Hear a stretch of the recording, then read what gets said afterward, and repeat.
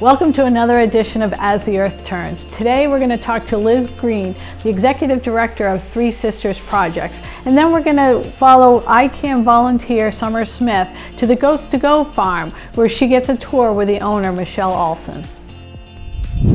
Welcome to another edition of As the Earth Turns. I'm here with Liz Green, the Executive Director of Three Sisters, and we're here at their farm. Can you tell me a little bit about the Three Sisters farm? Yes, so we grow food on 4 acres here. We rent from the Sisters of Notre Dame, our landlords. You can see their building just beyond the fields here. And we grow all types of mixed vegetables for the community. And we use a sliding scale price model to try to be accessible to as many people as we can. So you can get a weekly produce share with us for free, or at a sliding scale price point. We accept SNAP, which is food stamps. We offer payment plans. We're trying to just reach all types of incomes and circumstances. So how long has this project been around? We started in 2015 as a project of the Cooley Arts and Earth Center, which is the Sisters nature-based preschool right next door to here. And then we got our own nonprofit status in 2018. Oh, okay. So next year is really our 10th year of operation. Okay. Yeah. Awesome. How do people access this program? So we mostly use a referral system. So we'll get folks who need the food, like from the food pantry, from low-income housing, from senior housing, from places in town where it's sort of like already known that people might have a need, and so then we don't ask them to provide any additional. I feel like folks who are struggling, like cost of living on the North Shore has really increased. Very high. And you're spending your life filling out forms and saying that you have a need, and we're like, if you're just already in that circumstances, just come on over. So if there is a need, how can they come and get some of this produce? Yeah, great question. We have sort of 3 seasons here that we are active. So from June to October is our summer share, and signups for that start in the spring. And the signups are all just available at our website. We do have an awesome outreach staff person, Sandy, who will just pick up the phone and call you on the landline if you're not an email or a computer user. But mostly signups happen through the website. And then we have a partnership with the state office that manages the SNAP program, so folks can purchase a weekly farm share with us using their SNAP. And so like it's a paper form to fill out with the state, and we send it in, and then they can be a regular here. So that's the summer season, and right now we're on week, I think, 13 of the summer share. Started in June. To the end. Yeah, we wrap up in about 5 weeks. Okay. Oh, and 5 weeks. We go well into October. And then we have a fall share that's November, December. Same pricing structure, same. So what can they expect for once you start hitting winter? Yeah, good question. You can see around us, we've put in some greenhouses to help us extend the growing season. So we're now doing 12 months of food distribution here. Some of that happens through a partnership with a kitchen in Salem, an organization called Root, and they do culinary training with youth, and they also make food in bulk for partners like us. So like this week, for example, tomorrow we're sending like 300 pounds of tomatoes, and they're making a tomato soup.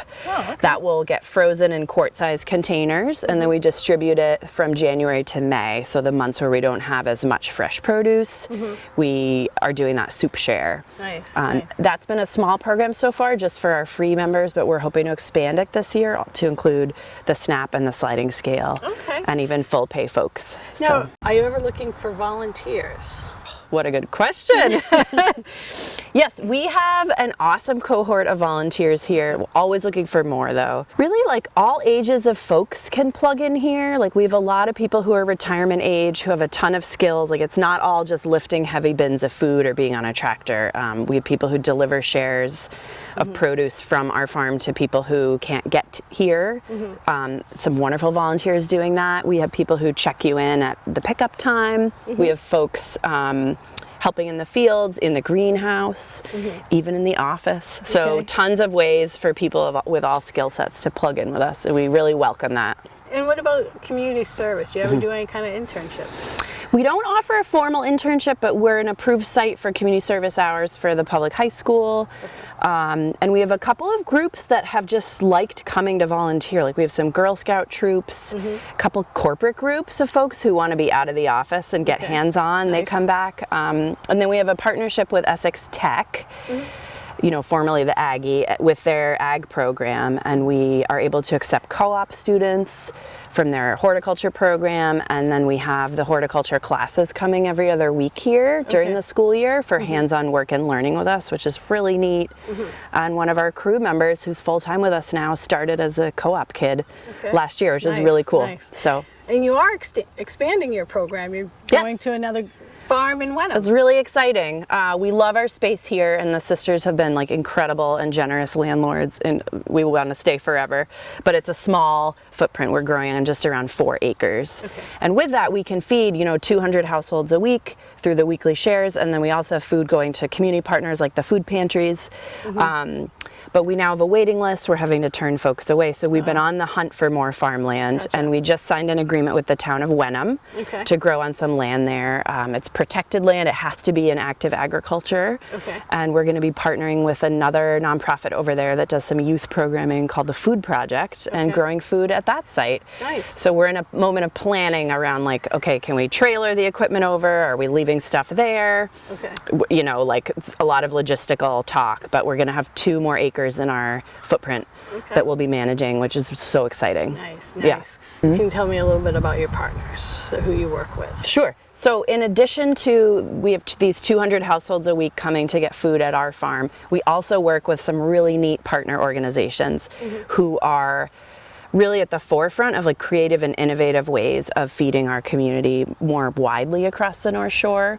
So we love to hype them up. A couple of these awesome folks are nourishing the North Shore. They're sort of in more the Newburyport, Amesbury, Salisbury, Haverhill area, and they pick up a huge amount of food from us every week, and then they're distributing it to like mobile markets, senior centers, cooked meals programs for people who are unhoused, like just a lot of interesting and useful, like bringing the food to the people where they are. And we would never be able to do that on our own. So that's a really neat partnership. We work with Root in Salem, as I said, and then we work with a Cord Food Pantry that serves Ipswich as well as Hamilton and Wenham, and I think Essex and Topsfield. A lot of the pantries just don't have the access to fresh produce as much, there's like a lot of shelf stable food, which we all need. But I think it's been a really neat way to get more fresh produce into the pantries, is working with them in bulk. You ever thought that, about fresh produce. And they always want more, which is like, there's so many stereotypes, I think, about like low income folks, and they don't want to eat cheap food and they're eating junk food, and it's like, there is a run. There's like people would eat the vegetables if we could get it to them. I was going to say a lot of it has to do with this accessibility. The price point is really high. There's a lot of barriers. So we just want to work to reduce those barriers and make the food system on the North Shore more equitable. So where do you get your funding? Good question. A little bit of our budget is earned revenue, so food that we're selling for like market price, but most of our budget is philanthropy. We're a nonprofit organization. And so we run the farm like a business, like we treat it like a production operation. We're tracking our yields, we have professional paid skilled farmers on the crew. We want to grow as much food as we can on this land while caring for it and being good stewards and using sustainable methods. But we're really pushing it and trying to just grow as much food as we can to give away, or to give away at a reduced price or a sliding scale. So we're mostly raising money through individual donors, just local folks who are giving, $25 a month, $100 a month, $100 once a year. Like we have a lot of small donors supporting us, and then we have some grants that come from foundations, including like a lot of local folks support us, like the New England Biolabs, Institution for Savings, and then there's a little bit of state funding sometimes for like sustainable farming methods or food insecurity.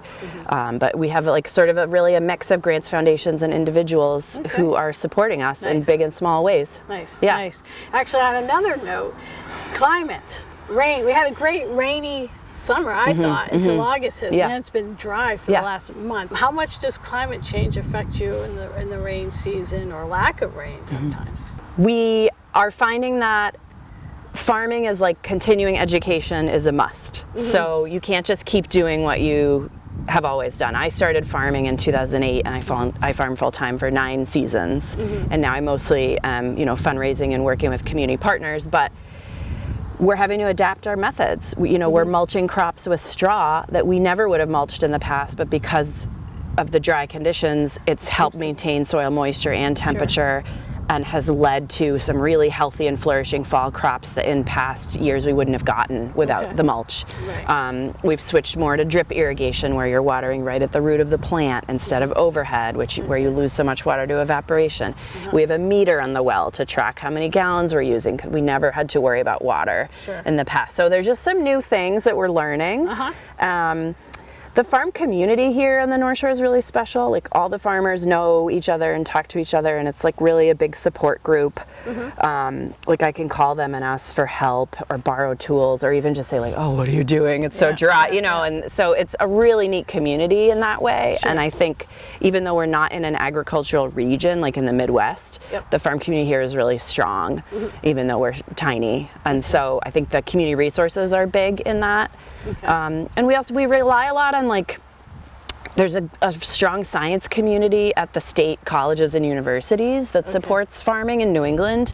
Like, there's a great newsletter from UMass that tells you what's coming up and what the weather changes mean and what pests and diseases are active. You know, so there's like really good resources. We're not alone, at least. But it's hard. It's harder than it used to be. It's different than it used to be. I used to have to train crew on like safety with snow removal with tractors in the winter. Like, you're moving heavy loads of snow with the bucket, and how to use your four-wheel drive safely, and you know what I mean, that kind of thing. And it's like we haven't had enough snow here to move in like 7 years. So this is true. Now it's like we need a heat safety policy in the employee handbook, and we need to take care of each other when there's a smoke, like air quality alert. Like last summer we had, you know, so it's just there's new things all the time. So didn't even think of any of you those. Think you're like bringing some flexibility and resilience, and then you realize, okay. Nice. Well, thank you for joining us today. It was wonderful to have you. Next up, we're going to go to the Goats to Go farm.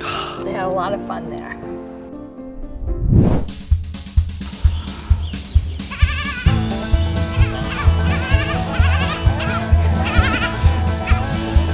Hello, I'm Michelle Alston with Goats to Go here in Georgetown, Massachusetts.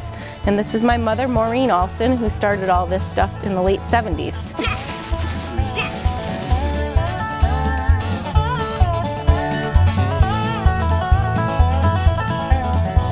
Our farm is actually called Great Rock Farm, and we've been doing business as Goats to Go for the last at least 13 years now.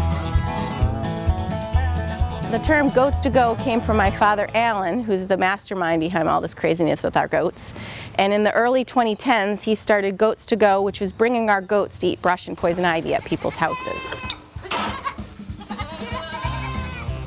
So we're all over location in Essex County as well as beyond. And we have about 130 goats. We rotate at different projects. We're our brush and poison ivy control. We bring the average about 10 to 15 goats per backyard job.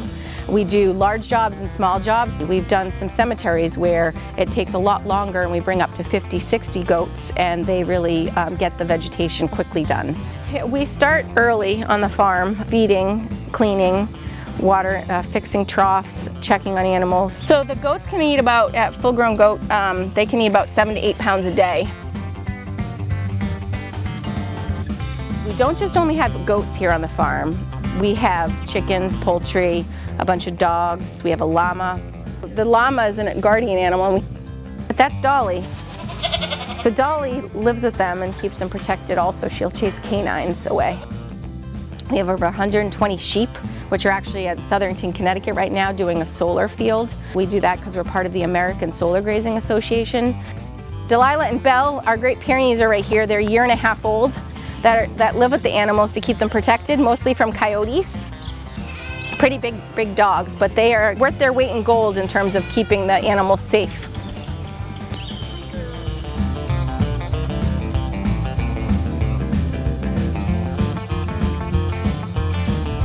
We have a lot of fun here, and we like sharing our animals here on the farm. I started the events with the goats in June of 2017. That summer was supposed to be just 2 events, and I ended up hosting 1,400 people that summer.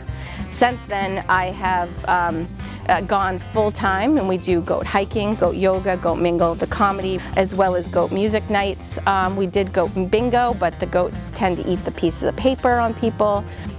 The goat mingle is even more popular than the goat yoga. Goat mingle and snuggle. Sometimes they're snuggly, sometimes they just want to jump on you and get treats and interact with you, and people get brushes and learn about it. And it's just a beautiful time here on the farm. This is our beautiful lawn space. So we'll have classes during the week. For goat yoga, we're one of the longest running. This is our 8th season doing it. So the baby goat yoga we do from June to October. October they're larger, but they know how to jump on people and interact, and we dress them in costume for Halloween, which is quite adorable. People bring their own mats, or we rent a mat and you sit down and let the goats interact with you.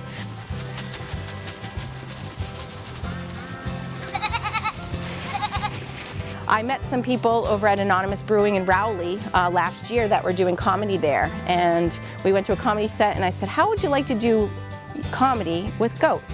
And he thought, well, that's an odd thing. Well, it's taken off and it is very, very popular. We are now in our 2nd season. We've hosted up to 100 people at one time. So we're interacting with the baby goats and a few of our yearling goats during the whole comedy. The comedy stage is actually right down here overlooking the pond. I have to say goats are a lot of fun. Everyone likes to laugh. When you're with the goats, that's part of the fun when you're coming here and interacting with our goats. Our goats are real farm animals. They're kind of moving around a lot, and they have a little bit different kind of presence around you than your average kind of petting zoo.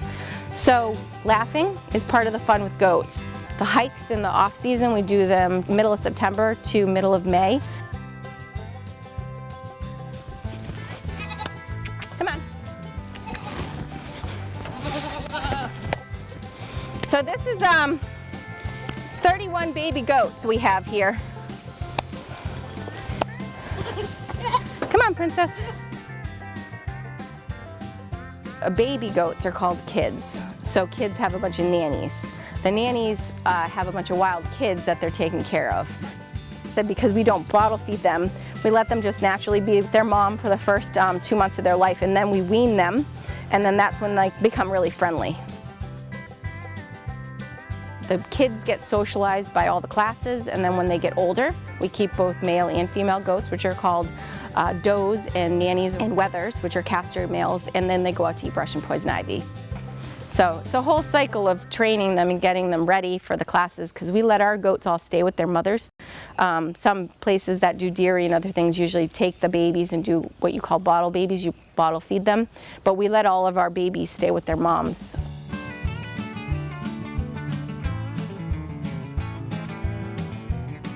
So all of our goats are tagged left and right. We tag the left when they're boys and tag the right when they're girls. And each year we use a different color and a numbering system. That helps us keep track of their health throughout the rest of their life.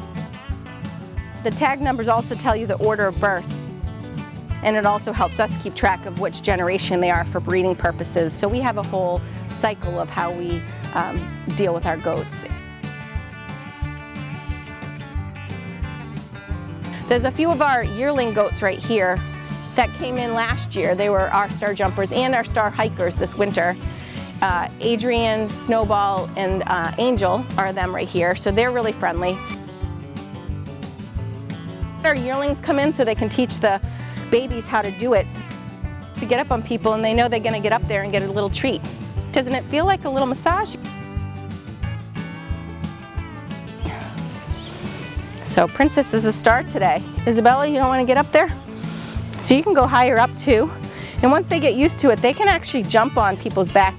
Angel, in particular, when she was younger, she could get on people this high. So this one, she's a star jumper already, a princess. But yeah, we've been doing this one of the longest in the country. And why did goat yoga take off?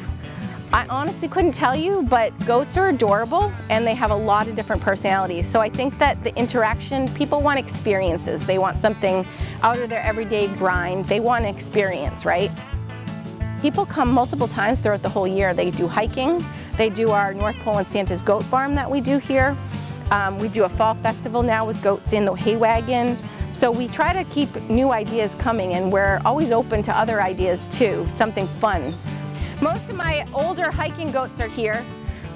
So this is Pluto. He's probably one of the older ones we have right now. Goats live 13 to 15 years. Pluto was one of my smallest goats quite a few years ago, and he is one of my favorites, and he comes on every single hike.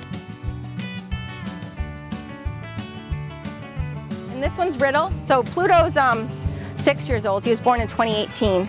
And then this is Riddle. He was the tiniest, cutest little guy. He has gotten bigger. Goats grow until they're about 5 years of age.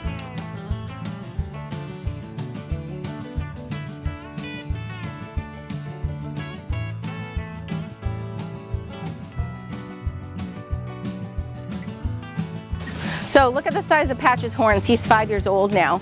So he's grown a lot. He walked in the Topsfield Fair Parade back right before COVID in 2018 when he was a baby, and he literally ran to everybody to get a goat treat along the route. We don't debutter goats, so all of our goats, male and female, have horns here. So the greatest thing about in the winter here is we take them out and walk with them and exercise them, and then in the summer they're going to new locations all the time, which is really healthy for animals to move and do things. They make great pets, but you need a couple of them. So we always recommend, if people say that I want a goat, a lot of people are like, I want a baby goat. Well, they're herd animals. They get socially depressed and not happy, and they're going to make a lot of noise if you try to keep them as a single goat. So we recommend at least 3, because if you lose one, then you have 2 that are kind of bonded. Yeah, it's fun. It's fun and entertaining with goats, especially if they get out. Where are they going to run? To eat my mother's flowers. And if they get out, they trash the place. It's like a party because they poop and pee everywhere. Would I have thought that I would have be a mother to a bunch of kids? No. But always I love animals, so I really find it exciting that I can share my animals with people in a different type of atmosphere than most places that you can go to. So our animals are socialized and they have fun. I tell people, thanks for coming today. Now you're my goat's jungle gym for the summer. So you're part of their fun and learning how to interact with people. They'll follow me anywhere, these little goats. Oh.